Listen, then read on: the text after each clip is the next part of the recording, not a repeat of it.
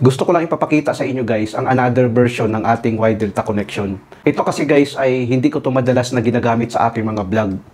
Madalas ko kasi ginagamit na connection sa ating control sa Y Delta ay iba. Ito naman guys ay ibang version naman ito na gusto ko ring ipakita sa mga baguhan. Tapos ngayon, pag-aralan din natin yung diagram. At least kahit papaano, mayroon din matutunan ang mga baguhan.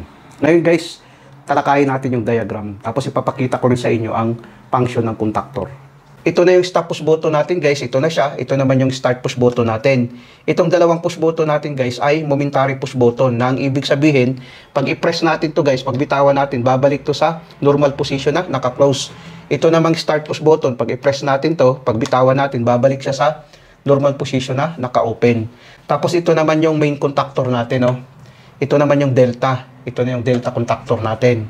Ito naman yung Y contactor natin. Ito na siya, no? Tapos ito naman yung on delay timer natin. Nakasetting ito sa 3 seconds. So ngayon guys, ating pag-aralan ngayon ang diagram kung ano ang function niya.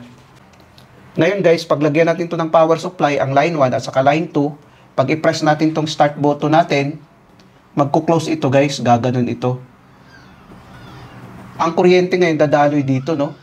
Gumana ngayon ang Y contactor natin. Pagana ng Y contactor natin guys, i-close ito ng Y. Tapos i-open naman ito ng Y, no? Tapos ngayon, i-close din ito ng Y. Gumana din ngayon ang ating main contactor natin. Gumana ang main contactor natin. Bali, ang gumana ngayon guys, ang Y at saka main contactor at saka timer. Ngayon guys, pag bitawan natin itong start button guys, babalik ito sa normal position na naka-open. Gaganon ito, no? Still pa rin ito na gumana ang Y natin at saka timer at saka itong main contactor natin. Dahil ang kuryente dadaloy dito, no? Kung makikita natin. Ngayon, after 3 seconds guys na ating setting sa ating timer, i-close to ng ating timer, i-open naman ito ng ating timer, no? Pag open ito guys, mamamatay ang Y, i-close naman ito ng Y, no? Tapos ngayon, i-open naman ito ng Y dahil namatay yung Y natin. Ang gumana ngayon, ang delta, no? Pagana ng delta guys, i-close to ng delta, i-open naman ito ng delta, no? Pag open ng delta ngayon guys, automatic ngayon, mamamatay ngayon ang timer natin. Pag patay ng timer natin guys, magko-close ito, mag-open naman ito, no? Tapos ngayon guys, dahil gumana ang delta natin, magko-close ito. Dahil namatay yung Y natin, mag-open naman ito. Bali ito siya guys, pagana ng Y at saka main, gaganon siya, no? Tapos ngayon, pag change naman, parang mag-off to ng seconds lang, milliseconds lang, mag-off siya, tapos mag-delta naman, no? Ngayon, ang gumana ngayon, ang delta at saka main. Ganun ang function niya, guys. Ngayon, pag i-press natin itong push button na stop, gaganon ito, guys, no? Pag ganun yan, ang kuryente ngayon hanggang dito na lang. So, mamamatay ngayon ang delta natin at saka main. Pagpatay ng delta natin at saka main, magko-close ito, mag-o-open naman ito guys, no? Tapos mag-o-open din ito. Ganun ang function niya ngayon, no? Babalik sa normal position na ganyan. Tapos ngayon, pag bitawan natin to, babalik to sa normal position na naka-close. Gaganon siya. Babalik sa ngayon sa normal position na ganyan. Ngayon, pwede nyo nang kunin ang diagram natin. Ngayon guys, ipapakita ko rin sa inyo ang function ng ating contactor.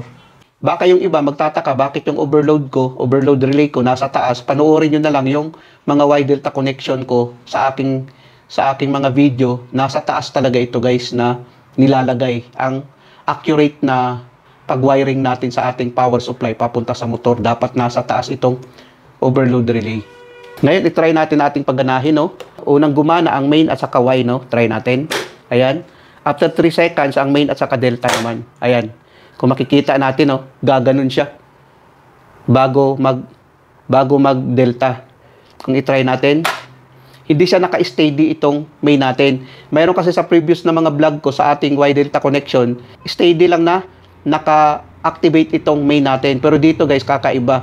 Pagpatay ng Y, mag-off muna siya, tapos saka siya mag-activate ulit. Sasabay siya sa delta. Kung makikita natin, no, try natin.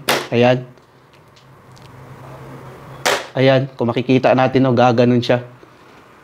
Off natin, tingnan natin ulit. Bale, hindi siya naka-steady na, naka-activate itong main natin. Pag change niya ng mag-delta, sasabay sa delta. Parang gaganon siya, oh. Kung makikita natin, oh. Ayan. Tapos, gaganon siya, sasabay siya ngayon sa delta. Ito yung version ng diagram ng aking Y-delta connection, guys. Tapos, kung makikita natin, nakakapag-relax din yung timer natin. Kung makikita natin, guys. Off natin. Try natin ulit. Ayan, kung makikita natin, guys, no? Off natin. Try natin ulit. Ayan.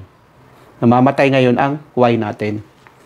Sana guys, nakapagbigay ito ng kunting kaalaman sa mga baguhan. Maraming salamat sa inyo guys. Hanggang sa muli.